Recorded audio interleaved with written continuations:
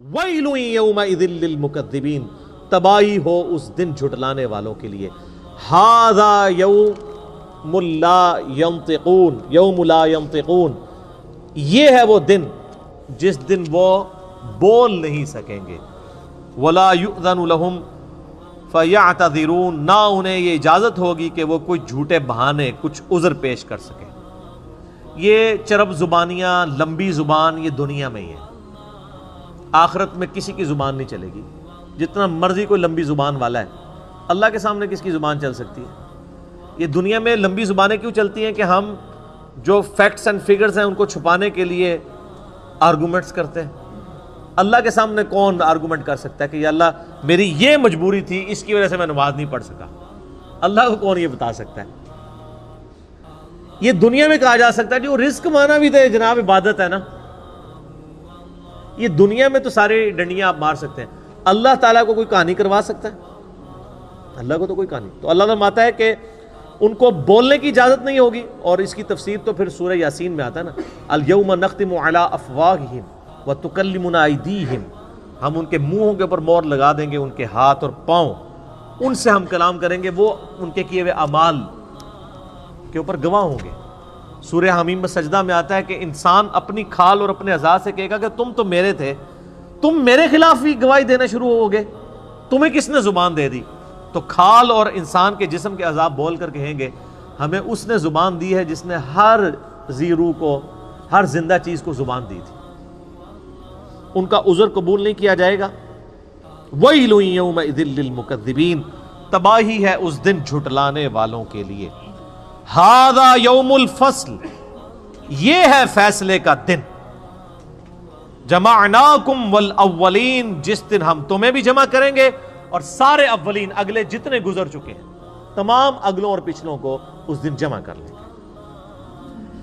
فَإِن كَانَ لَكُمْ كَيْدٌ فَكِيدُونِ، پس اگر تمہارے پاس کوئی چال ہے تو میرے خلاف چل کے دکھاؤ.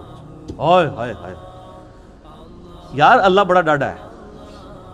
یہ طنز کرنا اور اتنے سخت انداز میں گفتگو کرنا اسی لیے ہے کہ انسان اپنے آپ کو درست کر لے. اللہ تعالیٰ پھر قیامت میں فرمائے گا لو جمع ہو گئے، کر لو، آپ کوئی چال ہے تو چل کے بتاؤ.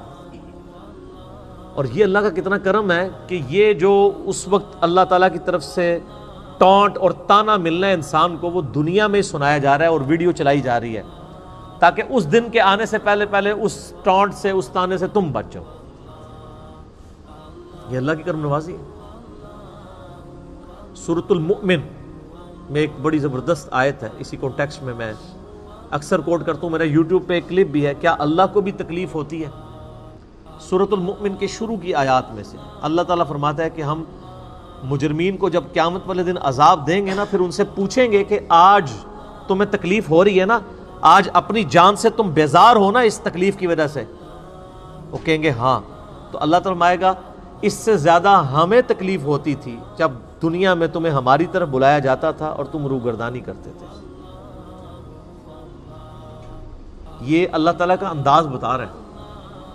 یعنی جس طرح ہم اپنی بھی لینگویج میں ایک بات کرتے ہیں نا، ہوں پتہ لگا ابو بچو جی، یہ کہتے ہیں نا، اب پتہ چلا بچو جی، یہ چھوٹے بچے کہتے ہیں نا. تو اللہ تعالیٰ فرماتا ہے اب پتہ چلا، جب دنیا میں تمہیں ہماری طرف بلایا جاتا تھا تم روگردانی کرتے تھے. تو ہمیں اس سے زیادہ تکلیف ہوتی تھی جو آج تمہیں اپنی جان سے ہوگی. تو اس پہ میرا یوٹیوب پہ ایک کلپ ہے کہ اللہ کو بھی تکلیف ہوتی ہے. یہ بلکہ پورا لیکچر سننے والا ہے، مسئلہ نمبر 196، فکر آخرت پہ اس سے بہتر لیکچر میرا کوئی نہیں ہے. کاش میں دنیا میں واپس جا سکتا، یہ اس کا ٹائٹل ہے، جس میں نے سورہ سجدہ کی 11 آیات اور قرآن ریفرنس کے طور پہ کئی آیات کور کی ہیں. اللہ تعالیٰ فرمائے گا ہاں بھائی کوئی چال ہے تو چل لو. وَيْلٌ يَوْمَئِذٍ لِّلْمُكَذِّبِينَ، تباہی ہو اس روز جھٹلانے والوں کے لیے. یہ 40 آیات میں اللہ تعالیٰ نے ذکر کیا ہے ان لوگوں کا جو اللہ کے نافرمان ہیں. اب قرآن پاک کا چونکہ ایک امتزاج ہے کہ وہ پھر پازیٹیو گفتگو اہل ایمان کے حوالے سے بھی کرتا ہے، سائملٹینیس کنٹراسٹ. لیکن آپ کو حیرانگی ہوگی کہ یہ آپ جو اہل ایمان کے حوالے سے ذکر آئے گا کہ ان کو جنتیں ملیں گی، اس میں پھر یہ آیت ریپیٹ ہوگی وَيْلٌ يَوْمَئِذٍ لِّلْمُكَذِّبِينَ. یعنی جنت کے ذکر میں بھی اللہ نے دوزخ کے ذکر کو داخل کیا ہے کہ دوزخ سے غافل نہیں ہونا. ان المتقین فی ظلال وعیون. بے شک اللہ سے ڈر جانے والے لوگ سایوں اور چشموں میں ہوں گے اس دن. وفواکہ مما یشتہون. اور ان پھلوں میں ہوں گے جن کو وہ پسند کر رہے ہوں گے. کلو واشربو. اللہ تعالیٰ فرمائے گا مزے سے کھاؤ اور پیو. ہنیئا بما کنتم تعملون. ان اعمال کے صلے میں یہاں پہ خوب رچو اور بسو جو تم دنیا میں کیا کرتے تھے. اعمال کے بدلے میں سر, صرف نسبت کے بدلے میں نہیں, صرف کلمہ پڑھنے کے بدلے میں نہیں, اعمال کے بدلے میں. انا کذالک نجزی المحسنین. بے شک ہم اسی طرح کا بدلہ دیا کرتے ہیں نیکوکاروں کو. لیکن ویل یومئذ للمکذبین.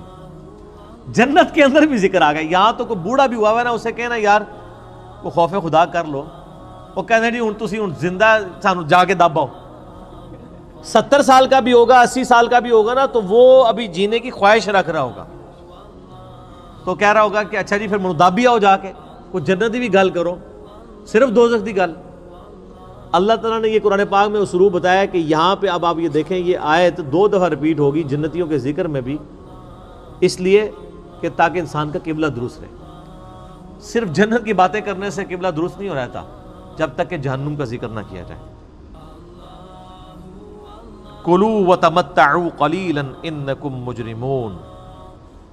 اب فوراً روئے سخن پھر واپس آ گیا ہے مجرمین کی طرف. ہلکا سی جنت کی سیر کرا کے واپس. کھاؤ اور پیو, دنیا میں عیش کر لو تھوڑا سا وقت. انکم مجرمون. بے شک پھر ہے تو تم مجرم ہی ہو نا. کتنی عیاشی کر لو گے؟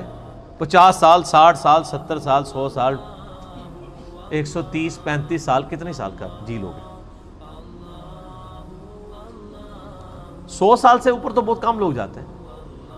جاپان میں اس وقت یعنی دنیا میں سب سے زیادہ لوگ ہیں جو 100 کو کراس کیے ہیں, 5,500 لوگ ہیں. اور ان میں بھی جو سب سے زیادہ عمر رسیدہ خاتون ہے وہ بھی 125 سے اوپر نہیں گئی ہیں. کتنا کوئی جی لے گا سر؟ دنیا میں کوئی 150 سال بھی جی لے, صرف قیامت کا دن جو ہے نا وہ 50,000 سال کا دن ہے.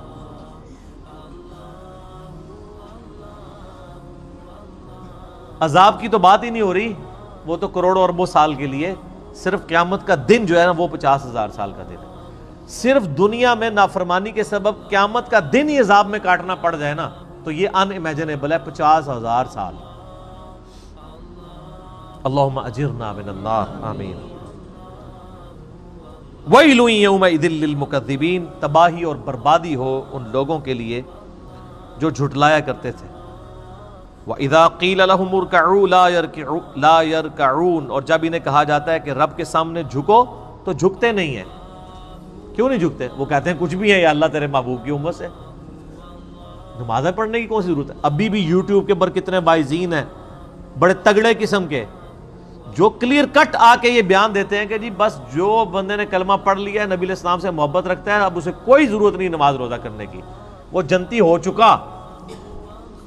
اور اس طرح کے جو وائزین ہیں نا, صرف ان کی تقریروں کے اوپر جو نعرے لگتے ہیں نا, اور کہیں نہیں لگتے, کیونکہ سستی جنت بیچ رہے ہوتے ہیں. اچھا انسان بھی کتنے بیوقوف ہیں, خود اپنی آنکھیں بند کیے ہوئے ہیں. انسان اگر خود تھوڑا سا تفکر کرے وہ بھی سمجھ لے گا کہ یار ایسا کرنے سے کیسے ہو سکتا ہے.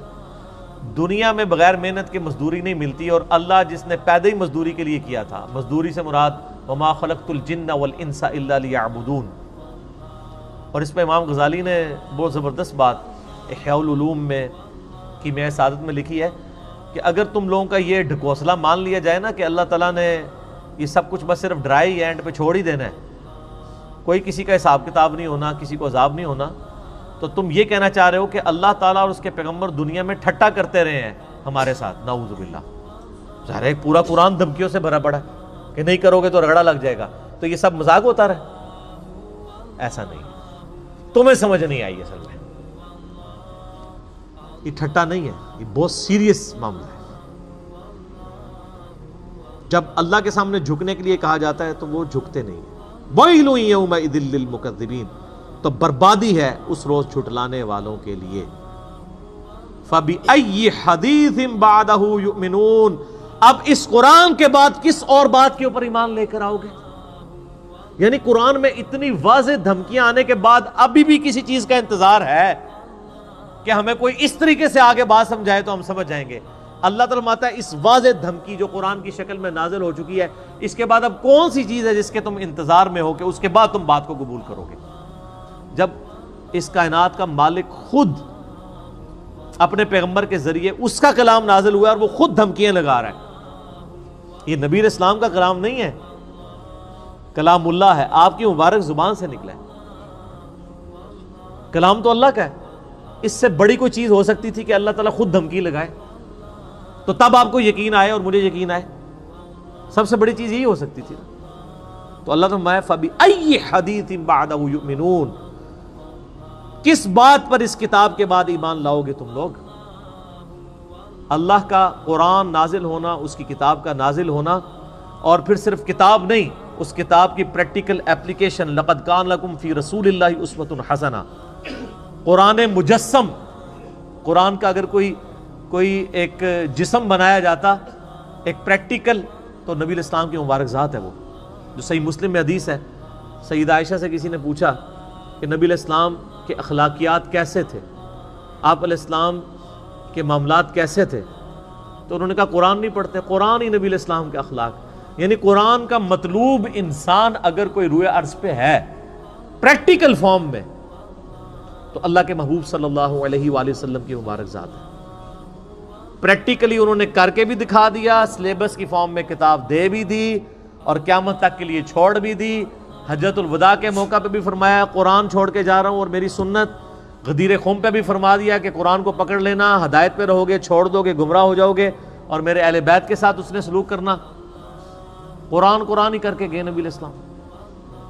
اسی لیے میرے بھائیو، جو میرا پہلا مسئلہ ہے نا، مسئلہ نمبر 1، وہ ہے ہی ہے امام الانبیاء کی دعوت قرآن، اور میرا ریسرچ پیپر نمبر 4 ہے اسی کے اوپر، اس پہ ہم نے ٹائٹل آیت لگائی ہے سورۃ الانعام کی آیت نمبر 19، وَأُوحِيَ إِلَيَّ هَذَا الْقُرْآنُ لِأُنذِرَكُمْ بِهِ وَمَنْ بَلَغَ، اے نبی علیہ السلام فرما دیجئے یہ قرآن مجھے اس لیے وحی کیا گیا تاکہ اس قرآن کے ذریعے میں تمہیں ڈر سناؤں، اور جس تک یہ کتاب پہنچ جائے وہ اس کتاب کے ذریعے ڈر سنائے۔